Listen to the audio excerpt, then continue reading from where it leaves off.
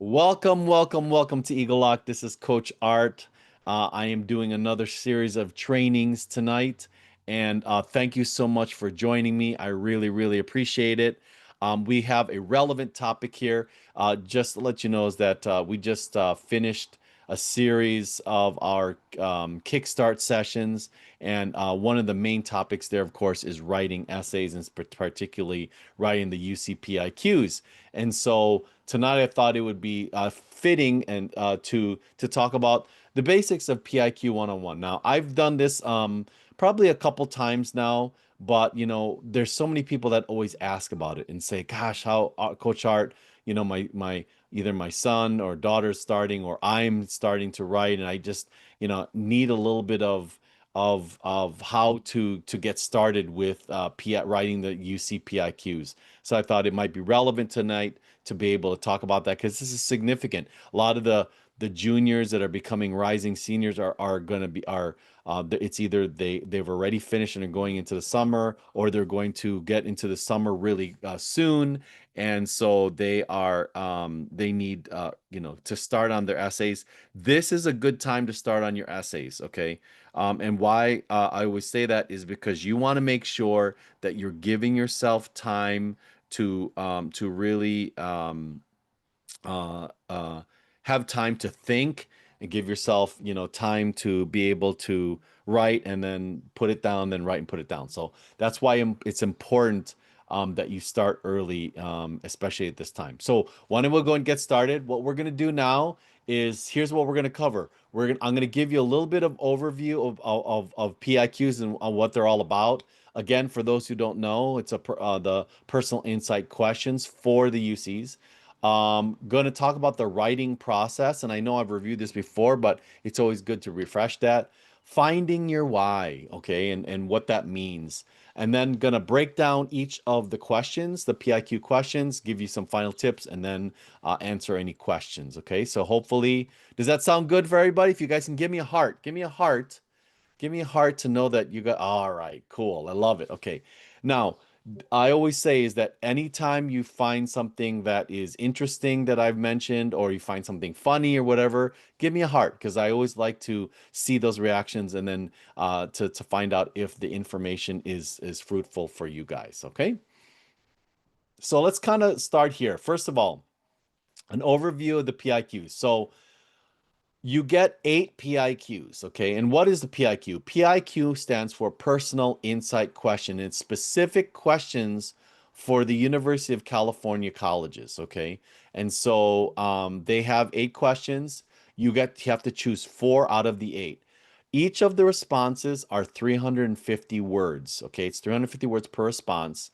And what we always say is you should stick to about 340 plus. You don't want to go below that. And the reason why is because if you are really passionate about what your topic is and you have really, something that is really close to you, you should be able to write enough and sufficient amount of words to fill the 350. So you want to get as close to 350, but you don't want to go under 340, okay? These are not essays. They are personal insight questions. And the difference between that is this. Personal insight questions is exactly what it is. It's personal. It's about you. Insights, because it's what's in your brain. And it's questions, meaning as if I sat down and I asked you a question and you gave me an answer. Okay. So it's not like when, for example, if I sat you down and I said, "Hey, how was your high school career?" And you say, "Well, in the days of yore, when men were chivalrous and ladies were," you don't start out that way, right? When someone interviews you and asks you a question, you just answer the question. And that's what these are meant for. They're not meant to be these explicit and elaborate essays. They're meant for you to answer the question straight out, okay, within 350 words. So one thing that you have to ensure is that you always answer the question. One of the biggest things that students don't do is and this is a big thing I've seen, where they try to take an essay they wrote in high school or so, and then they try to cram it in or form fit it into a and then it doesn't really make sense. It doesn't answer the actual question, okay? Because the content but also the context is the number one priority, making sure that you have content and that make sure that that context is in relation to the question. It has to be about you. Again, that's the piece. It's personal, right? It has to be, must be about you. And a lot of students don't realize this. With respect to the PIQs, grammar and spelling really doesn't necessarily matter as long as it's readable. Okay. Now I know you might say, oh my gosh, what are you talking about? For me, I always say yes, of course. If you have time and you can read through it and you can clean it up and or so, that's great. But the thing is this, the key thing is the content and the context, okay? Not necessarily the grammar and spelling. But if you have ability to go ahead and correct the grammar and spelling, yes, of course, go ahead and do that. But the more important thing is that the actual content that you're reading, that's more important, okay? All right. So, what is the writing process? Now, I know a bunch of students, they attended our quick start session and they learned this writing process. I'm going to teach you this writing process. It's very, very quick for those who have never really experienced this, but it's important. Okay. It's important. So, how do you go ahead and do it? So, first of all, warning, do not read the questions first, period. I can't tell you enough where I tell everybody, do not read the questions first. That is the worst thing that you can do. And the reason why is because you automatically put blinders on. Okay. You automatically put blinders on in your brain because then your brain will only think about that particular question. Okay. And so that's a problem because, for example, if you read the leadership question, then all you're going to think about is, oh my gosh, how much was I a leader? How was I a leader? And the problem with that is that what if you really didn't have a formal leadership position or formal leadership opportunity, then you're thinking, oh my gosh, I don't know anything about this, and you're stuck. Okay. Whereas you could have done leadership things, okay, but you would never know about that if you just automatically just restricted yourself and said and read the question. So, one, do not read the question first. Now, what is the process? And I went through this before, but I'm going to go through this again so everybody understands. First of all, you're going to go through a brainstorming session. And up until you assign the question, these two pieces here, you are not looking at the question. So you're brainstorming. And how are you brainstorming? You're going to list out your activities. You're going to list out the experiences in your life. You're going to go ahead and kind of figure out the types of identities that you are. Okay. So when I say list out your activities, all the things you've done, right? Both inside and outside high school. You're going to talk about your experiences. What are some experience or people that you have met that have impacted your life? Okay, and the experiences don't have to be major. They can be very small, but they can be significant in the sense of impacting your life. Okay, so write all this down. And then identities. Are you a singer? Are you a dancer? Are you an engineer? I mean, there's all types of identities. Are you, do you have, are you, I'm Filipino, so do you have an ethnicity? Okay. All of these different things are unique to you. And so you want to write all of this down and you really want to reflect on it, okay? And say, who are you? Okay. So once you get all of this brainstorming, all the things that you are, start reflecting on it, start thinking about it, start looking at it and putting together certain things that you think, okay, are important. Once you've done that, okay, then what you're going to do is still in the brainstorming. Now you're going to do what I call is story time. Okay. And story time is that you're going, I'm sorry, not story time. Apologize. You're going to identify from those things four topics. Okay, four topics. Four topics. And so what happens is that you looked at all the things that you've wrote with respect to who you are. You're going to pick four topics out of that, 4 to 6, I'd say, but minimum of four that are the most relevant, you are the most passionate, that really had a lot of impact on your life. Okay, whether it's a person, a thing, a skill, whatever it is. And then you're going to do story time. And what story time is you're just going to write the story. It's what I'm going to explain to you next is the what's. It's just tell me the details of the story. You know, you went to the store and you opened the door and you bought some bread and then you walked home and you saw a dog on the street and they looked very, you know, lonely. And so you picked up the dog and you brought them home and then that dog became so important in your life, something like that. Okay, those are all just details of the story. So you're going to take the four topics and you're going to write stories of each of them, all the details, and as much as you can. Get as much detail as you can. All right. Now, the next step is dig deep. I coined this phrase for us. It's not a unique phrase, but dig deep. I call it dig deep. And so what you're going to do now is you're going to do the second half of the story, which is your insights, which is what the personal insights in your brain. What were you thinking? So for example, let's go by the example of, you got the bread and you picked up the dog. Why did you pick up the dog? Why were you motivated? What did the dog do for you? What were you inspired?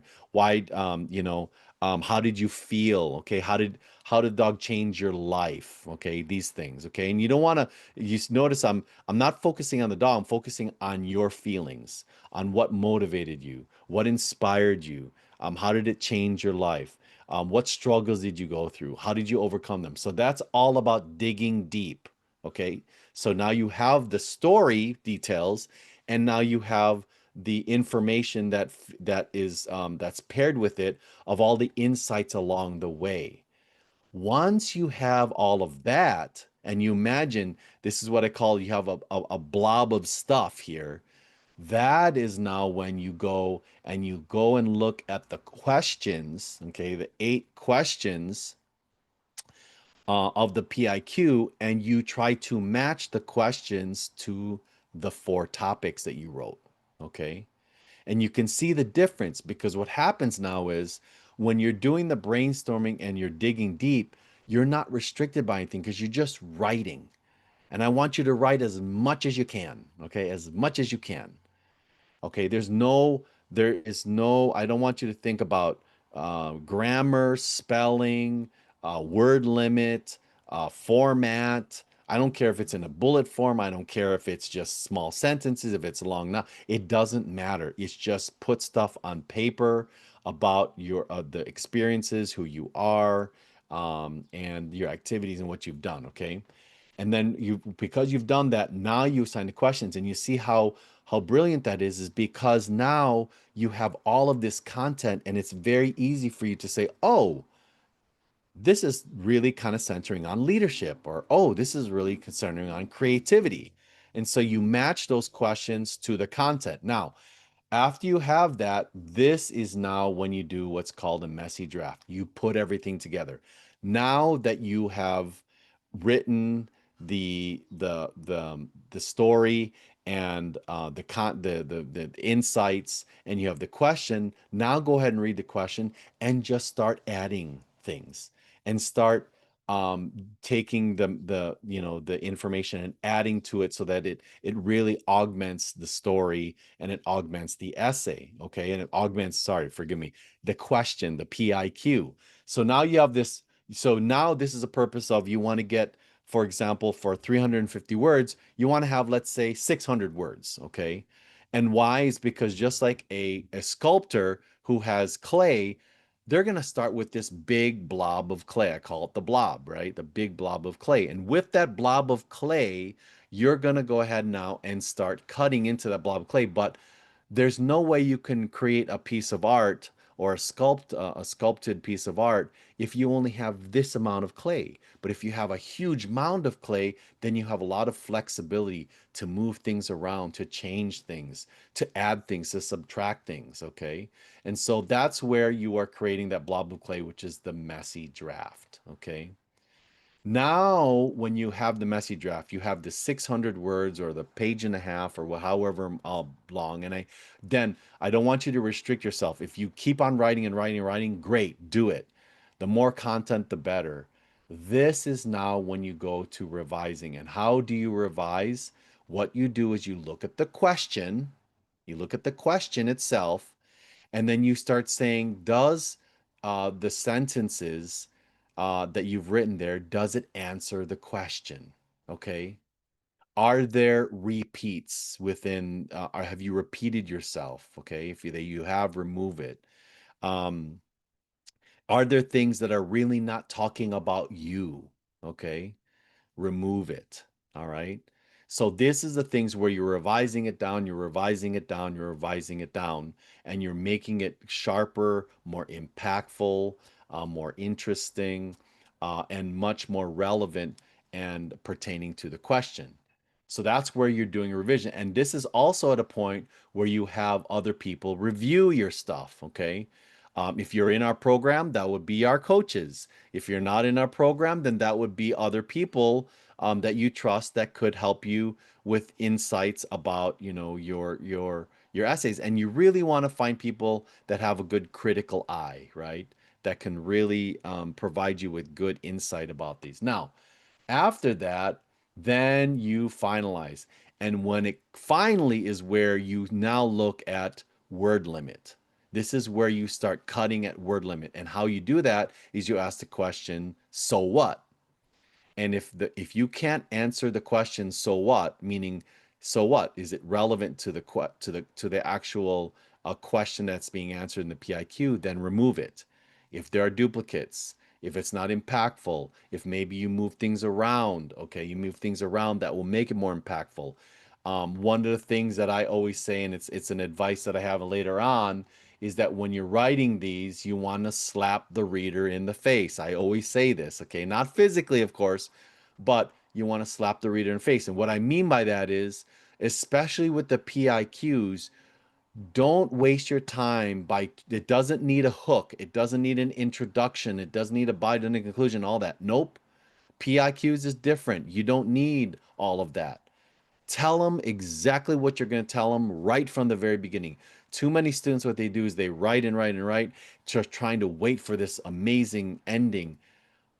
It doesn't matter, because what happens is, remember, readers only have about 4 minutes to read your stuff. Okay, read your whole entire application. They have about 2.5 minutes to read all your essays. So for to have them wait till the end of your essays to find out what the true message you're trying to give them is a waste of time for them. Okay. So you want to slap them in the face right away. You want to give it to them what you're going to tell them right away. Give them the hardest, impactful line in there so that they know exactly what you're going to tell them right away, and then you tell them. Okay. So when you finalize, you get down to, as I mentioned, 340 words or higher, and or 340 to 350. Slap the reader in the face and dig deep and make sure that you're providing a lot of great insight. Okay. So I'm going to give you a little bit of notion of finding your why. And what this means is this. So when we talk about writing the essays, there really is a ratio. It's a 70-30 ratio. Okay. And again, I know I have here kind of 65, but really it's kind of about 70-30 ratio of the number of words that you should be using between the whats and the whys. Now, what are the whats? Okay. The whats are what we physically see. Okay. It's the points of the story. That was the first part. Remember when I said here, right here in the kind of in the brainstorming, is what you're going to do is you're going to provide the whats. That's what I physically see. If I see that you're on a green court with a racket and a yellow ball and you're hitting it over a net, I can kind of deduce, and most likely deduce, that you're a tennis player or you're playing tennis. Okay. And that's the what's of the story. Okay. I see you that you played on a tennis team, and you were the captain of the tennis team, and you helped your fellow players practice and warm up. Okay, those are all details of the story. But the other part of it, which is the more important, is the whys. Okay, that's the 70% of it. Okay. And it's what we cannot see just by looking at you. It's what's in your brain. It's what your insight. It's your personal insights, right? PIQ. That's why I really love that moniker, PIQ. That's something, right? Why were you inspired to wake up at 4 a.m. in the morning to practice tennis? Why is it that when you wake up in the morning and you get out of the bed, the first thing that you have in your hand is a racket? Or what were the struggles that you went through to become captain of the tennis team? Or why does tennis drive you? What is it? Does it why does it drive your competitive spirit? Or what is it to be what is it like to lead your team, your tennis team, to a victory, or maybe to recover from a defeat? You see, all of these things are things that we definitely cannot just figure out by just looking at you. Okay, and so you have to state that. And so that is the whys. And so this is the biggest thing that a lot of students, I'm going to tell you, throughout the entire country when they write, this is the key thing that they miss all the time. And that's the difference between the students that make it into the UCs and the students that don't. Because the whys is what's telling the UC readers who you truly are. Okay. And if they can determine from the whys the type of person that you are, whether you are, you're gracious, you're compassionate, you're courageous, you're creative, you're a leader, um, you take risks, you're a risk taker. If they can determine all that and that matches the archetype of what the UCs are looking for, then you're in. And that is all in the whys, because the what's is what's shown in your activities list. But of course, you have to give a little bit of context of the story in order to make sure they understand about the whys, right? But what you don't want to do is you don't want to dwell on the what's, because then they don't learn anything about you. Okay, so hopefully, can you guys give me a heart to say that makes sense? If that makes sense with everybody there? All right, cool, great, wonderful. Okay, so now that you guys have learned what the what's versus the whys, now you're going to be able to understand the next pieces of the questions. Okay, so let's go through the breakdown of the questions. Here we go. PIQ number one. This is the leadership one. Describe an example of your leadership experience in which you have positively influenced others, helped resolve disputes, or contributed to group efforts over time. So, what is the what? Describe an example of your leadership experience. So basically tell them, I was the captain of the tennis team. That's your leadership experience. And you can tell them all the experiences there. I helped set up the strategy. I picked the players. I did brought them to dinner for team morale, whatever that. Okay. Now, what is the why? You have three choices. Pick one of them. Positively influence others, help resolve disputes, contributed to group efforts over time. Now, the reason why we say pick one is because I would rather you go ahead and give the deep whys about positively influencing others than to try to give three of them and you only have 350 words. I'm telling you, if you use the 350 words correctly, you will only need to choose one of those. Okay. So, how did you positively influence others? So, maybe, you noticed that there was an individual who tried out and was very down on themselves and didn't think that they could do it, and you inspired them by working with them, but the key thing here is it's not about them. You start talking about yourself.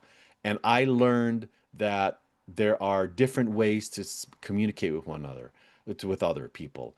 I learned that you have to listen to other people. I learned, or I went through the struggle of trying to help my teammates, okay, be confident in their skills. You see, and that was a very difficult thing. So all of this is about you, okay, and that is the key thing about leadership.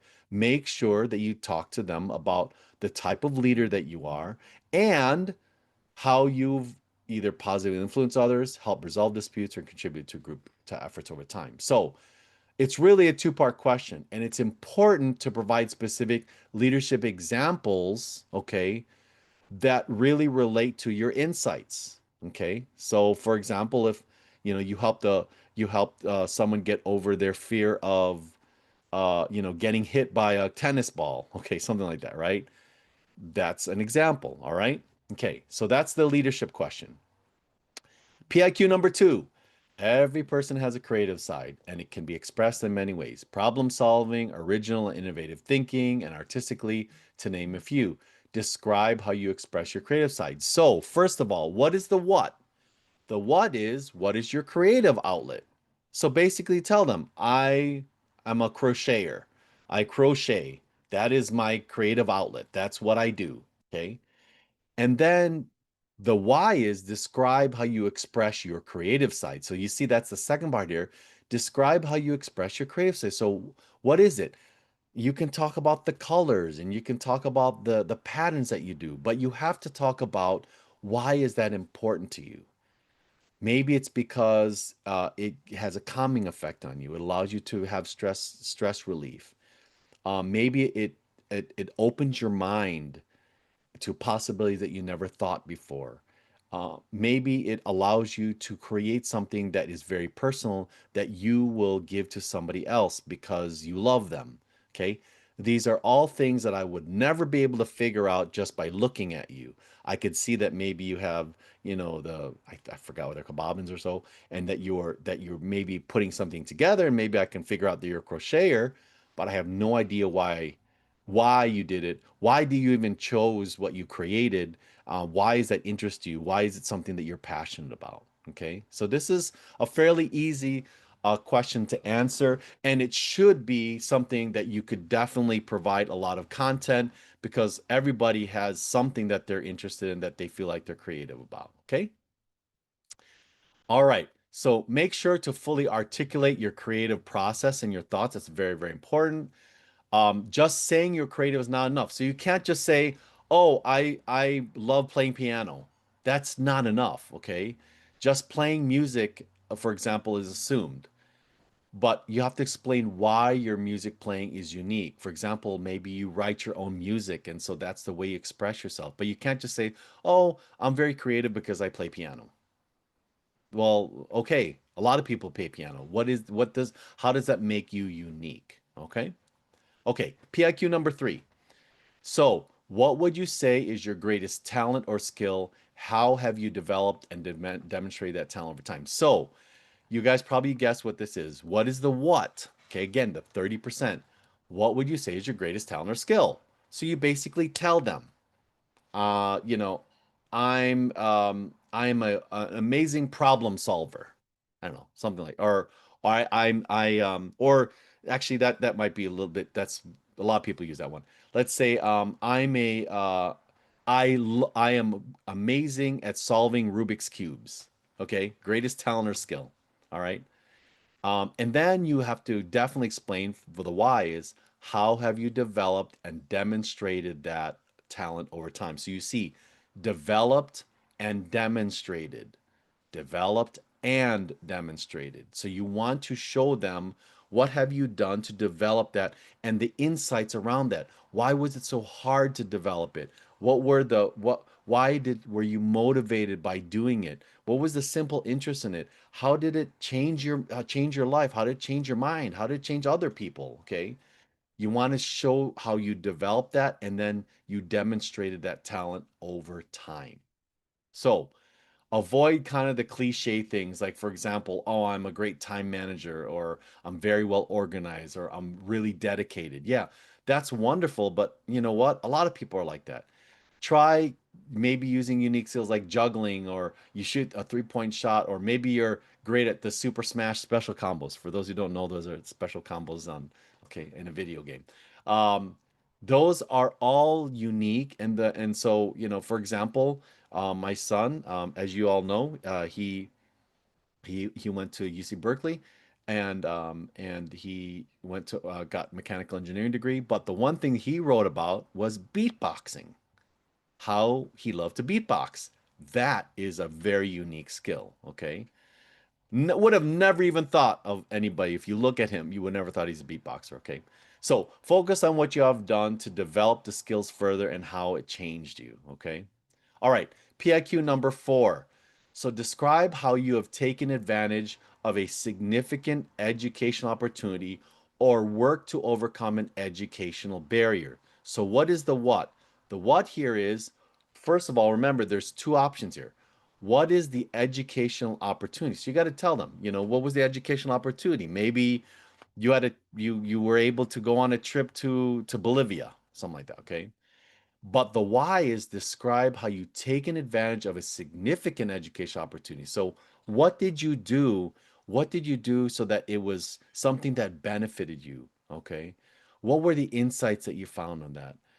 How did it motivate you? How did it change your life? What were the things that you learned that allowed you to grow in insights? Okay. Like for example, if you went to another country or so, and then you learned how or you learned that all the things in your life you were so you were more grateful of it because you saw how other people didn't have the things you had, um, or you learned about how creative other people are, okay? Or the second piece of that is work to overcome an educational barrier. So the what is the educational barrier, and two, describe how you work to overcome that. So how did you overcome it? So for example, let's say you were dyslexic. Well, then you want to talk about, okay, what was the effects of the dyslexia? How did it affect you? How did it affect your mindset? What did you do to get over that? How did you overcome that? How did you take that as an advantage and succeed? Okay. So that's how you answer this question. But again, remember 70-30, right? 70% of the insights, 30% of the what's. Okay.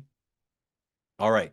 So for example, and I want to say that just taking an AP or IB class is not significant enough. For example, what is an education opportunity? Just saying, oh, I took a bunch of AP classes. That is not significant enough. A family trip to Bolivia and what you learn can be significant if it changed your perspective, made you realize something important, or change your perspective. Okay, significantly change your perspective. All right. Now, PIQ number 5. Describe the most significant challenge you have faced and steps you've taken to overcome this challenge. How has this challenge affected you, your academic achievement? Okay, so I'm gonna go through the what's and the whys, and then I'll give you a little caveat here. So first of all, there's two what's. Describe the most significant challenge you face. So you're just gonna describe it. Um, unfortunately, I lost. I lost again. I didn't personally. I'm just saying is this could be an example. I lost my leg in a car accident, something like that, right? What are the steps you have taken to overcome this challenge? So you got to tell them what are the things that you did to overcome this challenge. Now, the why is how has this challenge affected your academic achievement? Now, there's a couple of things here. Another of the why is how has this challenge affected you and how did you overcome them? Because the steps you've taken and the insights that you learn from this can be the why. But another piece of this is how has this challenge affected your academic achievement? If it has affected your academic achievement, great, then tell them. But if it hasn't, then all you have to say is it didn't affect my academic achievement at all. That's it. That's all you need to say. Okay. But the more important part is the significant challenge. But I gonna have a caveat here. When you're talking about a significant challenge, getting a B in a class and worked hard to get an A is not a significant challenge. Spraining your ankle in one of your games and trying to get back to the game is not a significant challenge unless, okay, and but this has been overdone, I will say, unless you were a 4-star or 5-star recruit and were always touted to get a full ride scholarship to a school, and and then what happened was is that you I don't know, you you hurt your knee and then your dreams were over. Now, I will tell you that has been done a lot, but it can be considered significant. But the significant challenge really needs to be something that's emotionally or maybe psychologically or physically significant. Like I mentioned, lost your leg in a car accident, or lost a loved one that had, and then you had, let's say you lost a loved one, you had to take care of your three brothers and sisters. Those are things that are significant in your life because they completely 180-degree change your life in some way that you would have never imagined, and could be negative or positive, right? And if it's negative, you got to really explain how you made it a positive, or how you dealt with it. What were the struggles? What motivated you to overcome them? Okay, those are all the things. So a lot of times I would caution yourself is with PIQ number 5, sometimes we don't recommend this unless it's truly significant, okay? But if it's just, oh, well, I got bad grades, that's not significant because all a bunch of kids always get bad grades, okay? All right, PIQ number 6. Think about an academic subject that inspires you. Describe how you further this interest inside and or outside the classroom. So the what is think about a subject that inspires you. Any subject, any subject, okay? And then what you want to do is there's three to remember. Now you notice, I know it says think about an academic subject. So just think about the subject and then there are three choices. Describe how you further this interest inside and outside the class, inside the classroom, or outside the classroom, or inside and outside. So you can either do one of the three. Okay, choose one and then describe it. But then remember, it's all about the insights. Why does it inspire you? That's the big thing. The inspires you is the key. Why does it inspire you? What makes it why does this subject make you get out of bed in the morning and just have you so thrilled? I know there was a young lady that I was working with, and the one thing that she loved was numbers. Okay, she said, I can't get enough of numbers. I wake up, numbers are there. I look at a wall, numbers are there. I look out in the street, numbers are there. Every, she was constantly always, she could relate things to numbers, and she loved it because it was something that she was so good at, and that inspired her. Of course, she made it into math, of course, but it was one of the things where she loved numbers. And it was so interesting to get her insights about the things that she saw, the simple things like her plate and she saw numbers, okay? Or formation of her friends, she saw numbers, right? Okay. So anyway, that's POQ number 6. Okay. So the one thing with PIQ number 6 is don't have a very long intro about it. Don't go so much into the academic subject. The first couple of lines, that's all you need to tell the reader of this is what it started. This is how that inspiration is.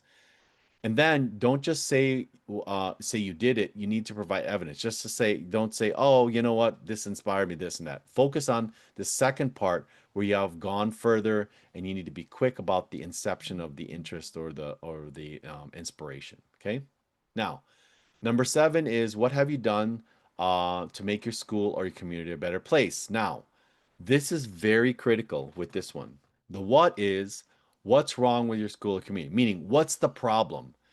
If there's something you want to make sure that you truly state what was the issue, what was the problem in your school and community, and the why is what have you done to make your school or your community a better place? What is it that you did to address this issue or this problem? And then you got to tell them what you did and why you did it. What inspired you? What was it? What are the things that you learned from doing that in helping your community? Okay.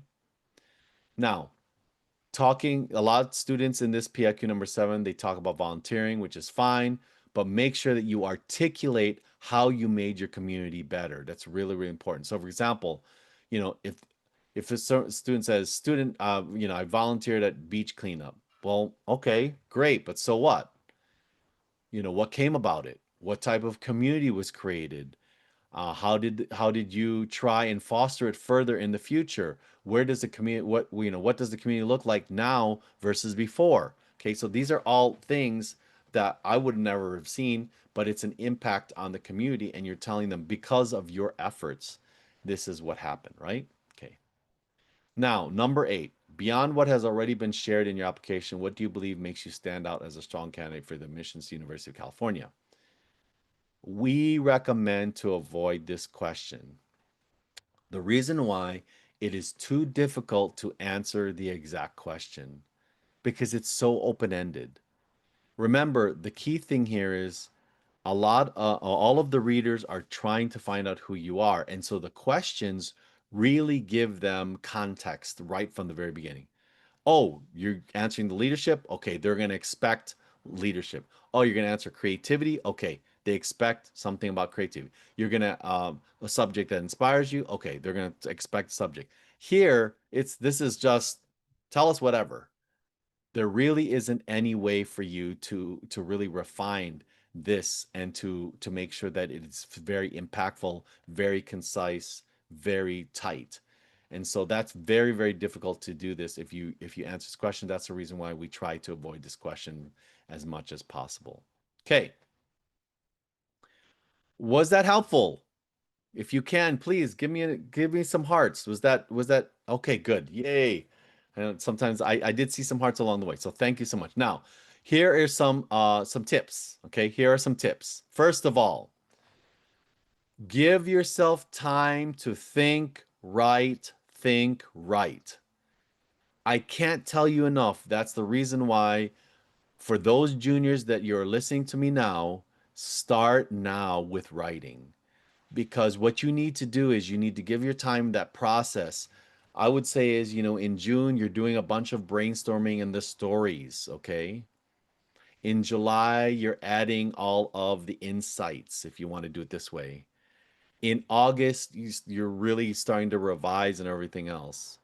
In September, you're finalizing so that by October, you're ready to go. And October 1st, frankly, is when the UICs open up normally their applications. You can submit them as early as October 1st. They're not going to get reviewed earlier, but what I'm saying is you could get that out of your way and then enjoy the rest of your senior year. Okay. But give yourself time. Be yourself. Don't write what you think colleges want to hear. I can't tell you enough and I can't tell you this as much as I can. Too many students sit there and they say, "Oh, I'm wondering if this is what the reader wants to hear." I don't care about that. What you want to do is you want to write about yourself. Tell them what you want to tell them. Don't tell them what they want to hear, okay? Because then now you're not telling them who you are. You heard this from me, slap the reader in the face, get to the point from the very beginning and be bold. Be bold. Okay. I had a young lady where she was writing and she was very into women's rights. Okay. And she was so very passionate about it. She's like, "Oh, gosh, I wish, equality and all of that." Right. And so what happened was she kept on going back around in the beginning. And I said, "Well, what are you?" And she said, "Well, I'm a feminist." And I go, "Well, then that's your first line. I'm a feminist." And that was the first line of her essay. And it said exactly what she needed to say because it told the reader right from the very beginning, okay, she's a feminist and this is what I'm going to write about. And that's okay because it slapped the reader in the face and it really and she made it into many of the UCs because and I truly believe it's because she was very bold in the writing that she did, okay? Show, don't tell. This is the whole 70-30. And you want to show them, not just tell them, "Oh, I'm a tennis player." You want to show them by giving them the details and the motivations and the insights, right?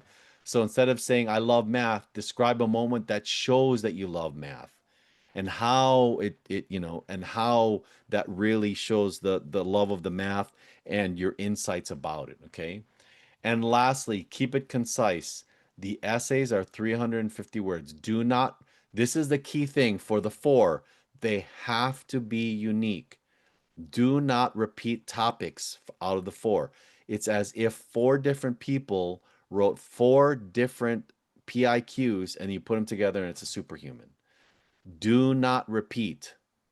Do not have any relationship between any of your PIQs. That is extremely, extremely important. And the reason why is because you want to show the reader that you have diversity, okay, in the causes and the interests and the things that you do, okay? And as I mentioned, be concise, ask so what? If you cannot answer the question so what with respect to the question of the PIQ, then you take it out, okay? So here are some don'ts. Don't write about controversial topics. It is it's a no-no. Don't write about them, please. Okay? As much as you may be, so passionate about certain things, but don't write about necessarily a political position that could be polarizing, okay? Don't write like a 40-year-old professor. I can't tell you enough. Again, this is the whole thing of trying to guess what the reader wants to hear. No, they're expecting a 17-year-old high school person to write. Okay? You just have to write clearly your ideas. Don't write things that don't answer the entire question. It's so, I mean, it happens so many times when I first start out, or if I read somebody that didn't make it in and I look at that, I'm like, what does this have to do with the question at all? It doesn't. And that is truly, truly annoying for a reader because they know that you really didn't do the exercise correctly. Don't write about someone else, something else, or some event not related to you. So there are too many times, and this has nothing to do. I'm not bashing any high school teachers or anything else because they're amazing and great, and I think we should pay them as much as we can. But the one thing is that you're in high school, you are taught to write about something else, an event, a person, a thing, whatever it is. But you really are not, trained to write about yourself, to brag about yourself, to boast about yourself. And again, I'm not saying is that you have to be, boastful or so, but what you want to do is you want to be confident and to tell them, yes, I'm compassionate about people, or I'm very confident in the skill that I have. Because the only thing that they are going to evaluate on you on is your application and the actual writing that you do. They're not going to look outside that application because they don't have the time. So you got to make sure you don't write about something else and spend the time. I see too many people like, "Oh, my grandma was my inspiration and she came from the old world and she all she had was, the clothes on her back and she worked so hard for 40 years and she helped these people." And they go on and on and on. And three-fourths of the essays about their grandmother. Well, your grandmother's not the one going to college. It's you going to college. It's okay to say I was inspired by my grandma. And then you talk about and say, I learned from her perseverance, compassion. I learned how to take care of other people and to value life and learned how to care for myself. Okay. But then you see, you're talking about yourself. You're not talking about your grandma. Don't write a glorified list of your activities. I can't tell you enough. So many people fight us on this, saying, but I need to tell them my achievements. I mean, no, you do that in your activities. They're not looking for your achievements. They see their activity. They're looking for the type of person you are, what's inside of you. Okay. All the accolades and all that, save that for the slots, the 20 slots that you have. That's a lot of slots that you have for the activities section. Talk about yourself. Okay. And lastly, don't use AI to write your essay. And I'm going to caveat this by saying this. Um, Using AI, the UCs told us last summer, and they said that basically it's okay if you're going to use it to help you, for example, make the sentence better. But what you can't do is just go to AI and say, write me an essay about how courageous I am. Okay. That's not your idea. That is not who you are. It's not personal because now you're taking whatever AI knows about courageous people and having it write an essay. Okay. So if be very cautious. Now with the UCs right now, they have taken the stance, I think that, as of right now, it's okay because of writing the essays, as long as it helps you just have make the sentence clear. But we'll see what they say because there are other schools that have taken the other side of it, saying do not use AI. If we detect it, it will be your application will be taken out. UCs have not taken that stance yet, so we'll see how it goes once they put out their report on the current 2026 or 2025 seniors.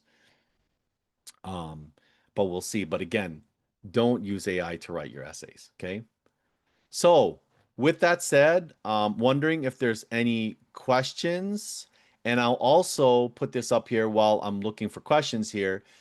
If you thought this interesting and you are not part of our program and you would like to get more information about it, please go ahead and book your free 15-minute assessment. We have we do free assessments with our college admission advisors. So type the word book, BOOK, at 949-775-0865, and we will get you, that free assessment set up really quickly. Okay, question is, you said not to repeat in your PIQs, but what if your extracurriculars relate to the same subject? My leadership and volunteering both involve art. Well, again, uh, as I mentioned here, okay, I understand that's they involve art, but the key thing is it's all about brainstorming. Too many students, again, the brainstorming piece is so vital because what you need to do is you really need to explore your experiences, your activities. It's not all about talking about your activities. It could be about your identity. It could be about a subject that you're interested in, okay? And so if you say, oh, well, it's related to this and this, yeah, but find something else. Find something else in your life that, but that will only happen is if you really, really do some very introspective work and expand out all the things that you've done. And that's the reason why, and I know it's a little late maybe for some juniors, but especially for those parents or students that are freshmen, you make sure to document everything. Document everything from the beginning till the end of what you've done, because even the smallest things, and I see this all the time, where I see a student write about something, and then we find one sentence, they say, "Oh, I did this," or "This is something I did," and I'm like, "Ooh, what is that?" And then we start expanding, and that actually becomes their PIQ and not the main one that they just wrote, okay, or that they wrote. So there's a lot of things in there. Um, Again, if you do have something that's very similar, you got to just make sure that you don't necessarily, because for example, they said my leadership and volunteering both involve art. Well, it could be different pieces of art, maybe. Okay. Now, again, that's still kind of bordering on, them relating to one another. But as long as the experiences were completely different and you're not constantly, referencing the same thing, then you could be okay. Okay. All right. Let me look and see here because if you have any more, there's a couple more questions. I got about 2 minutes. It is almost required to choose six connecting the major. I don't understand that question. Is it almost required to choose six connecting the major?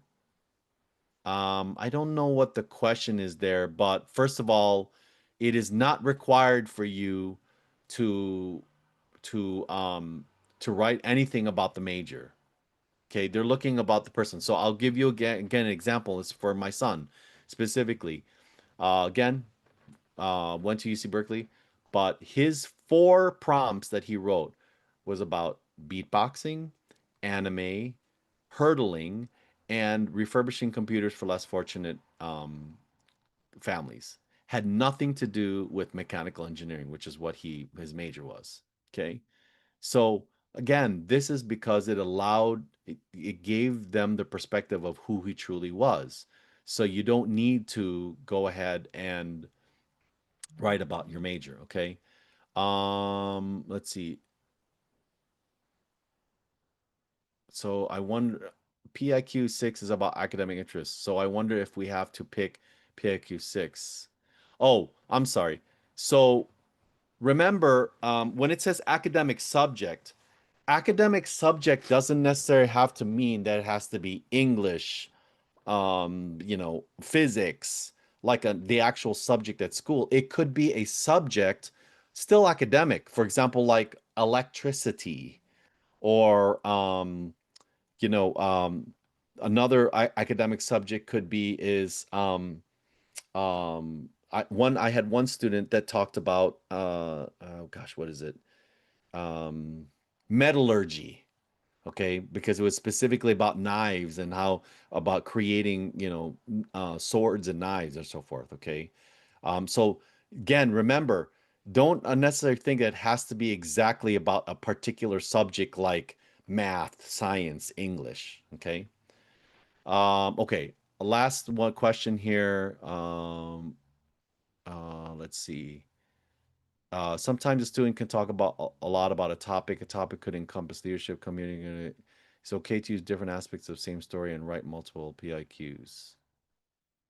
And went to a low income neighborhood and taught dance and came up with a great. Well, again, it's fine, but remember what you want to be able to. So the question was, if you have all these different aspects of leadership and community and all that, you may have that in there, but you want to answer the question.